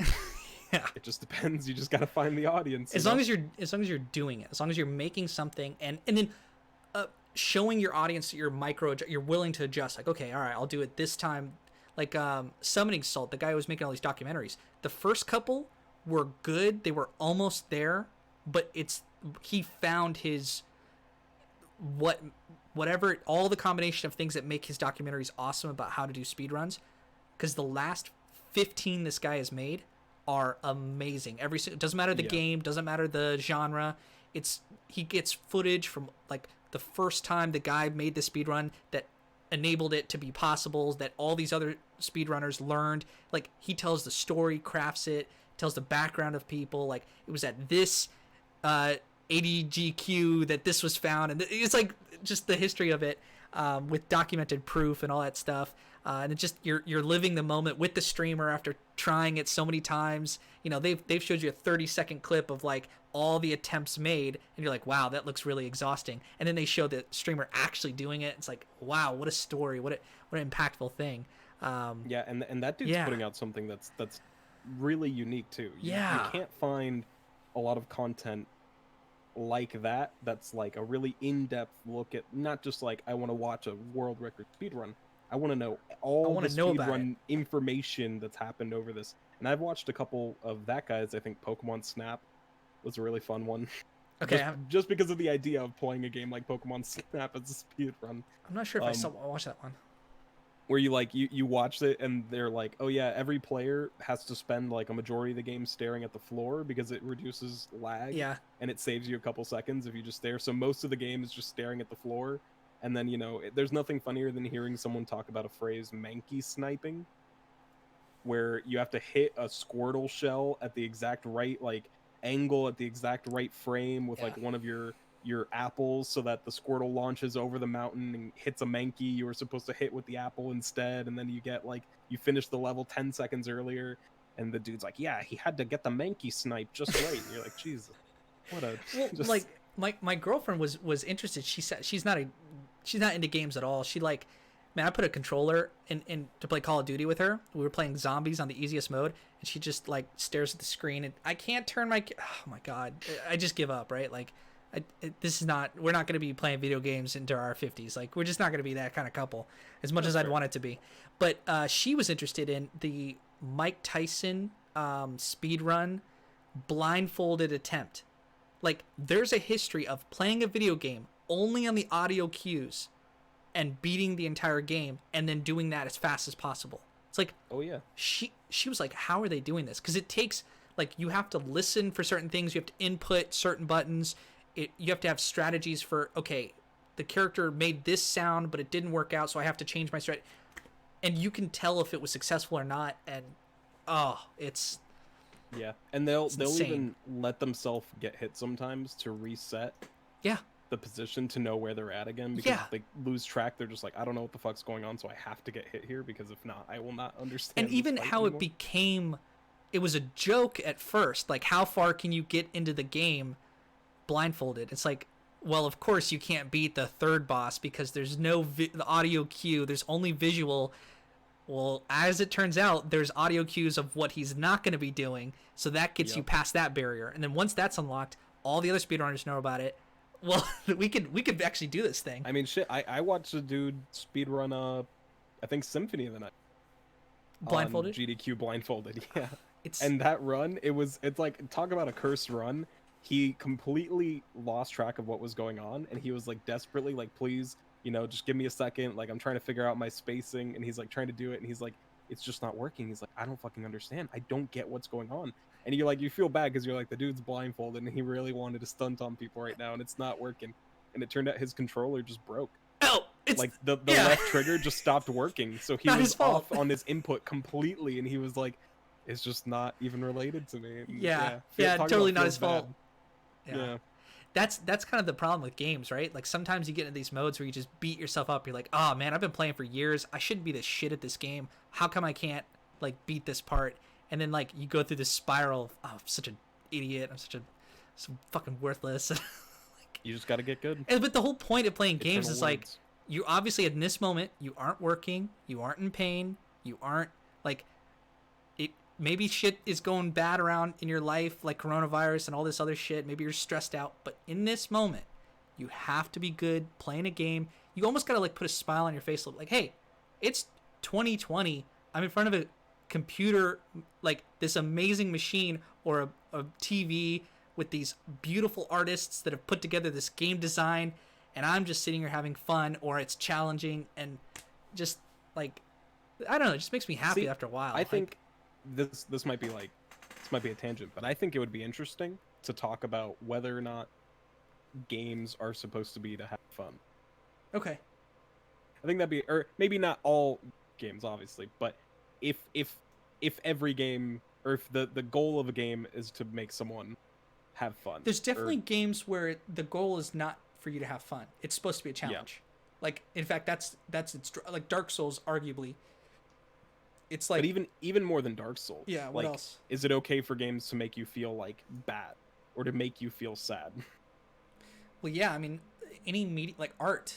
There used to be an artist who I did not like this artist, but he would go and do stand-up comedy shows. But he would the whole goal was to make you cry, and he would just tell stories to make you like sob and weep. And he would have like masks on, and he'd turn the lights down, and he would have like horror music, and the goal was to terrify you. And it's like this was a fun little artistic. And he wouldn't go to comedy clubs to do this. He would not. He would do this in like you knew what you were buying a ticket for. But That's good. That's good at least. Yeah. This you didn't just shock it on people. Like they knew what they were getting into. For the best. Yeah. This same artist did an experiment where he went blind. No, he wore a special type of glasses, like goggles, so the world turned upside down, so, like mirrored. Yeah. And how long would it take for your body to adjust, knowing that what you're looking at is inverted? And it turns out like 7 days of looking at the world. He could navigate and do everything with looking at upside down. Just could do everything fine. I mean, I'll tell you what, at our job, we deal with a lot of mail, and one of our employees bought a pair of glasses where it basically just has a mirror that aims down, so you wear them, and then you see just straight down, and that is some trippy shit. Yeah. That is some weird shit. Yeah. So imagine that, but crazier all the time. And yeah. Like, I'd rather not. No. And then he had another experiment where he went. I don't know why I'm telling you this. I'm just like talking. You're a That's captive fine. listener. Okay, you have to listen. Yeah. Like he went blind and he put this stuff in his ears where he couldn't hear anything, and he could only hear the hum of people talking, and so he was like blind and deaf. And he tried to go to dance clubs, go to nightclubs, go to art galleries, and just feel. And he said it was like really cool to like experience life that way. He did that for a couple days, and then I think he took a bunch of different drugs and would do a self-portrait on each drug he was on, and had like. Oh, I think I've. Yeah, I think maybe that's a different guy, but these crazy artists that try all these stories out. Remind me how we got here again. That was like. From speedrunning. If games should make you happy. Oh yeah. Or games should always be fun. Yeah, so there definitely is, because it's art. There's no rules, right? So you definitely can do it. It's how it reacts to the other person. You know, that's every. Not every painting needs to be colorful or happy, or it doesn't have to be anything. And I think video games are definitely an art form, which was insane that was like a contested opinion not very long ago, and it's pretty much kind of still a contested opinion. Yeah, I think. for the uninformed, like for the CNN boomers, news anchors, for the boomers, like, but like you ask anybody. Is it Roger Ebert or whatever? Yeah. What do you say about comic book movies, or it was something? It was video games. He just said video games are never going to be an art form, and they're just stop wrong. asking like, about it. I mean, there's an argument to it that it's underground. But it's like comics. Comics aren't art because they're easy to draw. It's like, yeah, but as soon as you make the characters say something profound, then it definitely. I mean, and that's not even a requirement for it. It's that people find the characters to be saying things profound. Well, then that's what art is. It's the reaction. It's not the creation. And that's what art is the reaction. I mean, it's definitely a lot of that, right? Like movies, it's like, oh, movies are just a joke until like a Citizen Kane comes out or whatever. And it's like, oh, comics, that's just a joke until a Dark Knight Returns or a Watchmen comes out.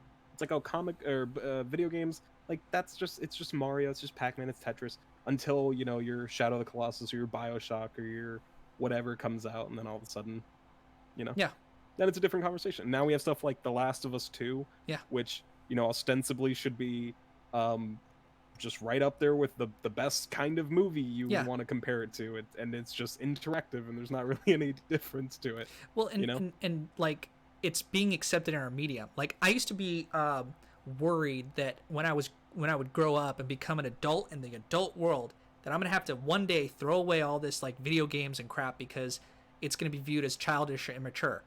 Clearly, we've gotten to the point where my girlfriend, she's 28, she's becoming a nurse. Like she's like, or she already is a nurse, but she could be a doctorate level, like become a doctor, like for nursing, and like getting her master's, and I'm getting an MBA, and like people don't like, oh, you play video games or you like comic book movies or you even read comic books or you like, that's fine. Like I got these fucking posters up. Like it's totally fine to be yourself or whatever. Yeah. It's becoming, and that it's becoming more accepted. It's not just this underground thing anymore. And I love that trajectory. For sure.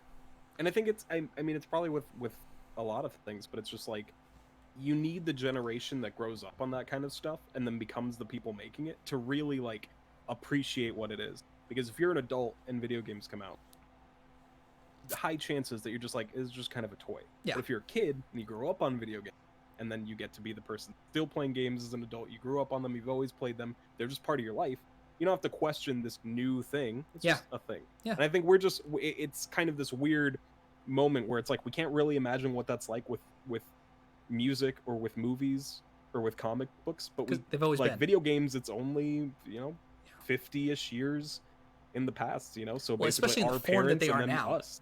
Yeah, which is way different than Pong. Like way different than right. arcades, yeah. Right. If you wanted to even go that far, yeah.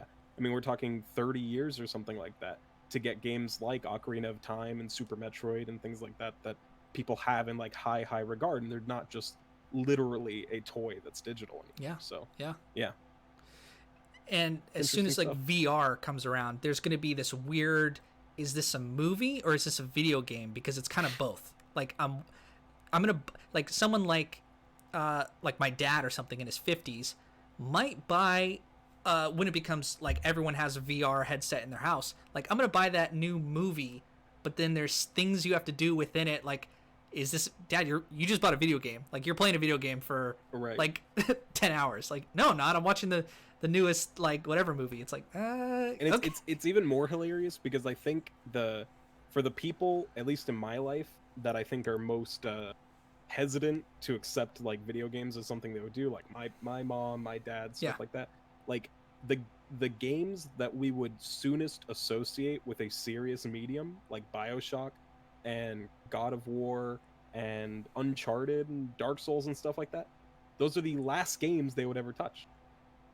And the games they are most inclined to play are like Wii Sports, and Pac-Man, and whatever, because it's like, well, it's about accessibility and obviously stuff like that. But it's just kind of funny where you're like, no, games are a real medium, Mom. Look, play this. Then it's like, okay, fight the Tauros demon with your +6 Baldur's side sword and gold pine resin. It's like, probably not. It kind of just points to the fact that nobody's opinion matters. It over cultural trend and trajectory. Like we're all going in some direction that none of us know yet. Once we get there, whether you agree with it or not, we're already there, bitch. Like catch up. It's like yeah. And I just like it makes me feel good because sometimes I feel like whether I've been applying whatever I've been thinking about recently into my life, it's like if I need to, I can just take a load off, just sit back, culture the world, everything will keep on going, and then I can almost jump back into the river and like keep on gliding through. It's like a lazy river around this experience that everyone's going through. And anytime, and also I can jump out of the lazy river and go back like 5 years ago to this video game that like Metal Gear Solid 5 is a perfect example of that. Like I got it for $6. I didn't play it when it came out. I watched people stream it. I thought it was interesting. I was like, oh, cool. I watched you play the intro. Now I'm experiencing that. And no, it's not top of mind for anyone else. Like, no, there's not a community of people like me. Like, new game just came out. We're all playing this. Like, no, this is my own little experience. And then I get to jump back into the normal, like, what's the latest game that came out? What's the latest movie that came out? I like it because obviously I have a lot of games and I through a lot of old ones.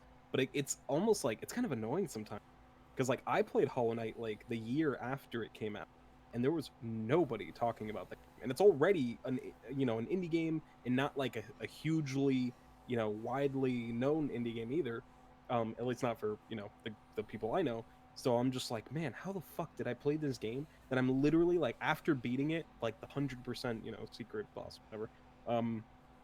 After beating it, I'm like, bro, I can't talk to anybody about this. Nobody knows what the fuck this is. Yeah. And I'm like, I'm tilting off because I'm just like, this is so good, and nobody's played it. Yeah. And I'm just losing my mind. I'm so glad I had that with Celeste with times, you. Yeah. I got to, you told me about Celeste, I played it, and I got to just tell you everything. Like, I'm very True. lucky that I had That's why I feel bad for people that waited to play Breath of the Wild.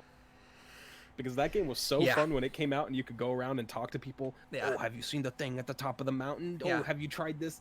And now people are like, yo, I'm 50 hours into Breath of the Wild, and you're like, yeah, everybody else checked out this cool game? Like, yeah, it's like, hey, it's the best game ever made. Congrats, you found out. Yeah. Like, yeah. Good for you. Or like Joe, I've been giving him like a ton of movies. Our friend Joe, just about anything. We were both on his show pretty recently. He's such a good guy. Like he hasn't seen like all these really, like, he's never seen The Dark Knight. He's never seen all these like really good movies that dude, you gotta watch it because you're gonna be wanting to tell people about it, and nobody. Like, that shit was The Dark Knight. My God. Yeah, like a bunch of good movies. I feel bad. The Dark Knight's actually really annoying, and you know we can literally end right after this because at this point it's just very tangential. Yeah.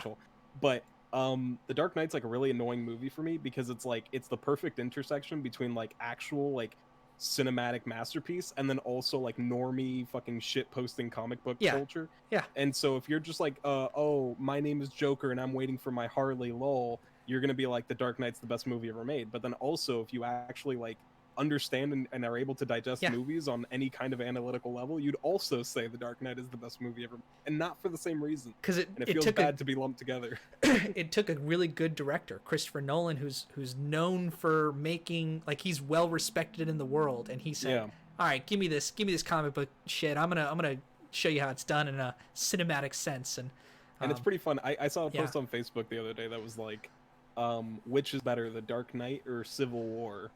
Like Captain America Civil War. And I'm like, if you're asking, you probably didn't actually get The Dark Knight, you just like Batman. Yeah. But it's fun. Yeah. Anyway. Well, that was a fun one, dude. I love that. I don't know about this one, if our best content was like an hour and 20 minutes in, but it seems like for me personally, every time I have one of these shows, it's like the best content. It's almost like an hour in, like you get really into it. But I'm gonna I think you got what, 7 views on AK Indie Gaming Show episode 2, and I got 1 view on my channel. You have more subscribers than me, so that's to be expected. But I hope this thing hits. I hope the topics we're covering are to everyone's liking. If any feedback on your comment section or my comment section, we're watching, we're listening. People can reach out to us on your social media platforms and mine that are available. We're looking for any interaction. Yeah. I mean, we want to keep this thing going. I got a comment on my last one. It said Indie for life. Great. So you know what? 100% of the feedback has said keep talking about indie. All right. We'll keep going. Yeah. All right. You want to shout out your channel? Yeah, Michael Kuhlman on YouTube. That's where I primarily do it. And I think that soon we're going to get an RSS feed so that you can listen to each of these podcasts on Spotify, on iTunes. That's upcoming, and I'll talk more about that once that actually hits.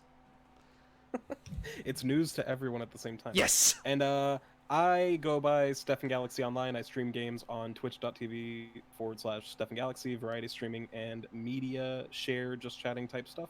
And I post videos on youtube.com/Stefan. And they're awesome. And you're a good content creator, and people should check you out. Thanks. And if you like movies, you should check out Kuhlman Production. Yeah, we're working on. I think I have good ideas. I just have to figure out how to get my ideas. And if you like stuff, just keep an eye out. Yeah. You never know what you're gonna. Yeah. All right. Signing off. See you guys. Bye forever. Bye. Thank you.